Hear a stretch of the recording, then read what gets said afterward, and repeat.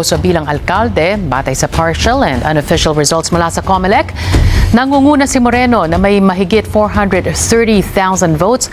Malayo ang lamang sa mga katunggaling sina re-electionist Honey Lacuna at newcomer na si Sam Versosa. Aminado si Moreno, hindi niya inaasahan ang landslide victory. Nagulat kami na overwhelming yung lumabas na resulta. As far as 2:30, I guess, no? 2:30 a.m. ngayon, officially yung numero is about 550,000 plus. Maraming salamat mga batang Maynila. I hope,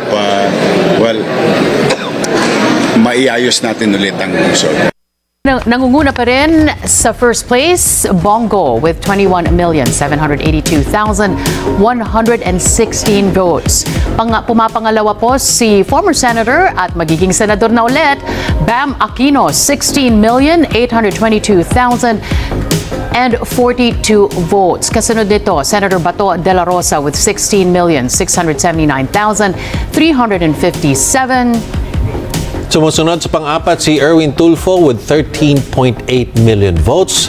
Nasa pang-lima si Kiko Pangilinan with 12.3 million at pang-anim si Rodante Marcoleta with 12.2 million.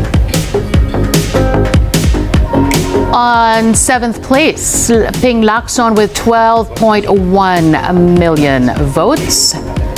Former Senate President Tito Soto, 11.9 million votes. Senator Pia Cayetano, 11.7 million votes. Si Camille Villar naman ang nasa number 10 with around 11 million votes. Sinusundan ni Lito Lapid with 10.8 million. At si Senator Amy Marcos ang nasa number 12 with 10.7. Ito naman yung mga nasa 13th to 18th place, Bong Revilla, 9.7 million votes. Ben Tulfo, 9,741,000 votes. At former Makati Mayor Abby Binay with 9.5 million votes. Former DILG Secretary Benher Abalos nasa number 16 with 9.3. Sinusundan ni Jimmy Bondoc with 8.5 sa number 17. At dating senador si Manny Pacquiao with 8.4. Inamin ng re-electionist senator na sariling sikap ang kampanya nila ngayon, hindi tulad ng 2019 nung nasa posisyon pa ang kalyadong si dating Pangulong Rodrigo Duterte. Nagpasalamat siya sa mga taga-suporta sa tiwalang ipinagkaloob muli sa kanya. Malaking bagay po ito sa akin dahil ito po yung performance rating bilang isang incumbent senator. Diyan mo makikita kung nagtrabaho ka ba for the past 6 years. Ito yung paghuhusga sa amin bilang re-electionist kung nagtrabaho kami. At masaya po ako sa inyong suporta at tiwala. At patuloy po akong magsiservisyo sa inyo. Sipag, pagmamalasakit at more serbisyo po ang iaalay ko sa inyo. Inamin ni senatorial candidate Bam Aquino na nagulat ang kanyang kampo nang pumangalawa siya sa pwesto ng senatorial race. Sabi niya hindi niya inaasahang mapabilang siya sa top 6. Sa simula pa lang, anya, ang tanging nais niya lang ay mapabilang sa Magic 12. Dagdag niya, ipinakita ng kampanyang ito na kayang baguhin ang porma ng politika sa bansa kung magsisikap ang taong bayan. Nagpasalamat din siya sa lahat ng mga suporta at tiniyak na seseryosohin ang pagbigay ng vote of confidence ng taong bayan. Well, syempre nagulat kami with high standing. Earlier today, we were hoping na sana mag-8 tayo, mag-9 or 10. Nakakatuwa ito nag-number 2 and hitting very good results in many areas in Luzon and Visayas. So, nais lang po namin magpasalamat sa lahat po ng mga tumulong. Alam ko pong maraming volunteers yung nag-ikot kahapon at ngayong araw na ito. Marami pong kabataan ang talagang pinush po tayo, pati po si Senator Kiko. So, we'd like to thank everyone. Maraming salamat po and we promise po hindi ho namin sasayangin ito pong binigay niyo po sa amin.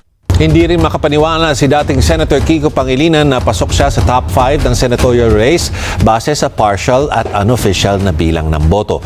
Inamin niya ang una niyang inakala na fake news ang balita, lalo pat pareho sila ng kaalyado niyang si Bam Aquino na kasama sa listahan ng mga nangunguna.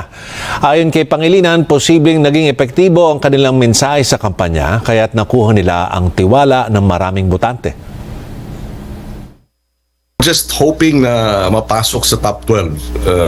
Sabi ko nga, kahit number 12 lang, masaya na. I mean, obviously. But yeah, it came as a surprise. And sabi ko nga, nung una ko nakita yung sa thread, pinadala sa akin, number 5, at about, I think that was about 7:30 or 8 o'clock. Ako, sabi ko, totoo ba to? Baka fake news ito. Maraming salamat sa ating mga kababayan. I ended up number 5. And I was number 1 in Cebu, in Iloilo, in Pampanga, in Dumaguete.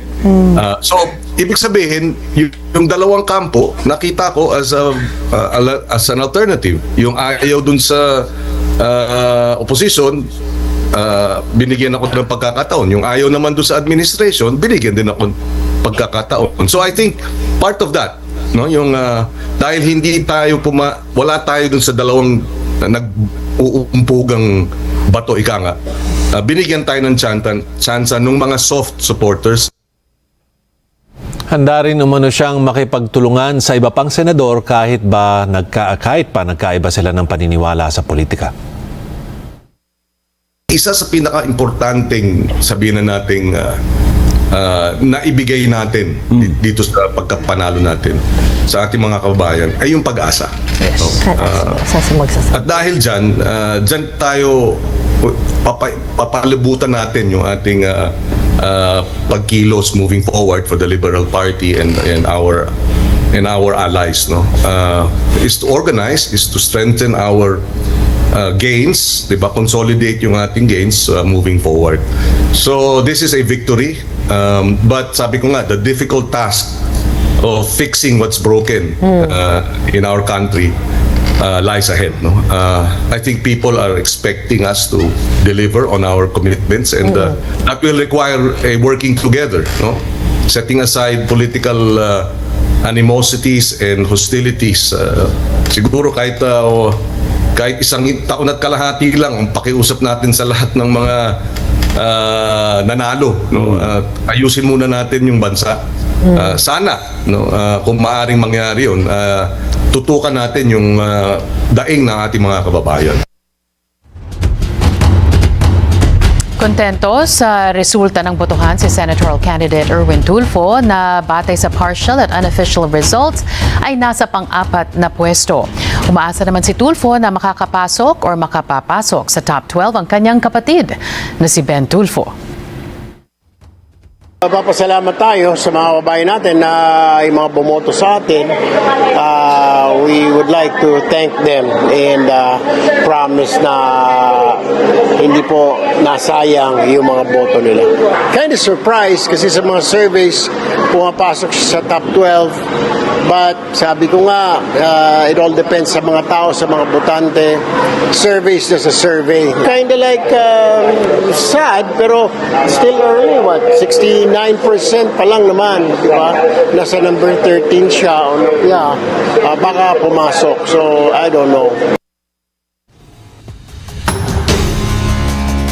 Hindi nagtutugma ang datos mula sa COMELEC. Ito ang dahilan kaya itinigil ng Parish Pastoral Council for Responsible Voting or PPCRV ang paglabas ng partial at unofficial results nitong Lunes ng gabi. Ayon kay Ana de Villasingson, Senior Trustee at tagapagpasalita ng PPCRV, malayo ang agwat ng bilang ng boto na nakuha nila sa ipinadala ng COMELEC.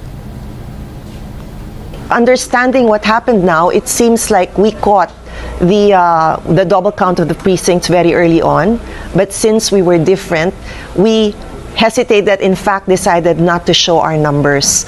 That caused the delay in our transmission, but we'd like to announce now that we actually have an app already that you can drill down to the district level, down to the precinct number. You can look at all positions, national, local, down to district, and you can even check down to the precinct level what a candidate's count was there. Nababahala rin si Singson dahil kung titignan niya ng COMELEC website, 98% na ang kanilang election returns. Pero halos 80% pa lang ang nakikita ng PPCRV.